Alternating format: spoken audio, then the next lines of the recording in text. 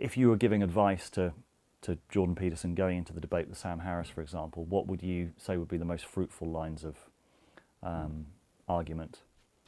Well, I wouldn't presume to advise Jordan Peterson. He's a much more skilled polemicist than I am, and he's had much more experience. And in fact, he seems to be on the road practically all the time. So I wouldn't presume to advise him at all.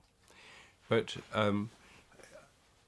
my own approach with atheists is that to look at what they believe, because you see, the normal stance is that atheists are on the attack normally. You believe in God. Well, this is a very silly idea, and it's led to all these problems, and people just become obsessed with violence to get their own dogmas across, etc. I mean, all those usual polemics, and think of the Inquisition, think of the wars of religion, think of Islamic terrorism, and so forth. I mean, these are their usual points of view. Atheists normally put themselves in the position of the inquisitor. You know, here are all these people with silly beliefs. Here they are coming to it with reason and science on their side, and turning the spotlight of skeptical reason on these beliefs, which they think of as being completely devoid of evidence. And then they get the religious people on the defensive. That's the normal dynamics. But atheists are not people who have no beliefs or who've risen above belief. The great majority of them have a very strong belief system. They believe in materialism, the philosophy of materialism, mechanistic materialism, which they often think of as the scientific worldview. Well, the trouble with mechanistic materialism, it's a philosophy, not science, and it is itself a dogmatic belief system. As I show in my book, The Science Delusion, called Science Set Free in the United States, mechanistic materialism, the official belief system of science, and every atheist I've ever met has been a mechanistic materialist, so there are some who are not. Well, probably John Gray's not, but most are.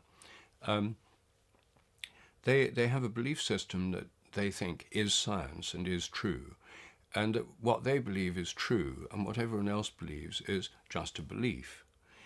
But actually, the mechanistic materialist worldview is based on 10 central assumptions, the first being that nature is mechanical, works as a machine, not an organism. In other words, it's inanimate and purposeless. And secondly, that matter is unconscious, that the whole universe is made of unconscious matter, and therefore there's no place for God, spirits, or angels in nature, because the whole of nature, the stars, the galaxies, outer space, it's all unconscious matter. Well, these are assumptions. They're not facts, and they're not proven by science, and they're not tested by science even. They're just taken for granted. And in the 17th century, the philosopher René Descartes defined matter as unconscious, because he split the world up into unconscious matter and conscious spirit. Spirit consisted of God, angels, and human minds, which he thought were immaterial outside time and space. And matter was material inside time and space and unconscious. He made this distinction. In the 19th century, this Cartesian dualism was overturned by materialists who said, well, why bother with this untestable realm of God, angels, and human spirit? Everything's just matter. So they scrubbed out the spirit pole of Cartesian dualism, leaving the material pole as the only reality. And so God and angels disappeared at one stroke from this worldview. It's one stroke of the pen. They're just defined away. But this is an assumption. It's not a proven fact. And it's an assumption that Descartes made in connection with a dualistic model of reality, which has then collapsed down to a monism. And the result of that is that materialists and atheists are left with the problem of consciousness. It ought not to exist in a universe which is totally unconscious. If they define matter as unconscious, then consciousness shouldn't exist anywhere. Yet we know it exists in human beings. And that's why in the philosophy of mind it's called the hard problem. The very existence of consciousness is the hard problem.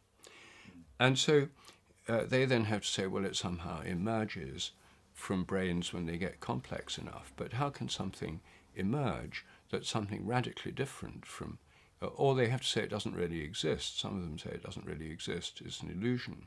But that doesn't explain it, because illusion is itself a mode of consciousness. It presupposes consciousness. Or some of them say it does exist, but it doesn't do anything. It's an epiphenomenon of the physical activity of the brain. But the point is that the very existence of human consciousness is a massive problem for materialism, and it's what's led to a whole burgeoning field of consciousness studies, a tremendous debate about the nature of mind. Many materialists are now jumping ship and have become panpsychists, saying that, well, actually there must be some kind of mind even in the simplest forms of matter, like electrons or atoms. So it's not just in human brains, it's throughout all nature. There's a conscious side to nature. Well, then that's no longer materialism in its old form, it's something new. So what I think the question I'd ask Sam Harris if I were discussing it with himself is just how does he see and understand consciousness? And according to his book, Waking Up, he actually admits he doesn't know. He doesn't commit himself to a straightforward materialist position. He says that's his default position, but maybe there's more to it than that, but he doesn't say what. And that's the crucial thing in the whole debate, because what makes materialists and atheists different from everyone else is their belief that the whole universe is totally unconscious. All religions are based on the idea that there are forms of consciousness beyond the human level, that the universe comes forth from a conscious ground of being, that there's a sort of underlying consciousness of the whole of nature and of the whole of the universe, that our consciousness is part of a much larger system of consciousness. All religions take that for granted. Even Buddhism, which defines the ultimate state of being, nirvana, as extinction or the void, it's not the same as just material activities in the brain. It's a conscious state which is blissful, but beyond normal definitions, limitations, and qualifications.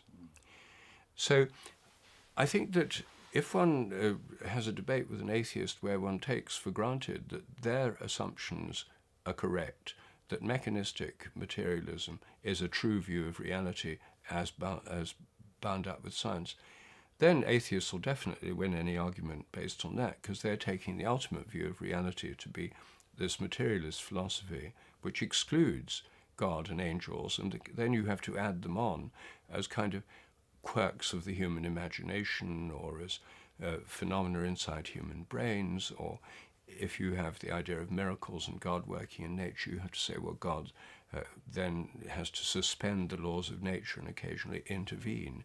These are all preposterous views that are very unconvincing.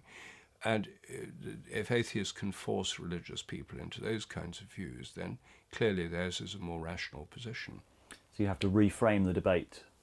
Yes, I think you have to reframe the debate, because it can't be taken for granted that mechanistic materialism is a true philosophy of nature. It's a philosophy of nature. It's a belief system. It's a worldview.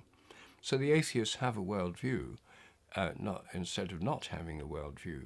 And I think a real discussion would involve discussing their worldview as well as a religious worldview on a level playing field, instead of putting the atheist in I mean, Dillahunty has the typical sort of, rather, he's not as bad as some. There's a kind of smugness about that.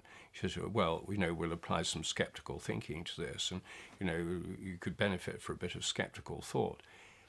I'm totally in favour of skeptical thinking. In my own case, I apply this skepticism to the assumptions of science itself. I think radical skepticism is a very good thing. What I don't like is partial skepticism, where you take for granted your own beliefs and use this laser beam of skeptical thinking against everyone else's, assuming that your own are invulnerable. I think it should be applied to all belief systems.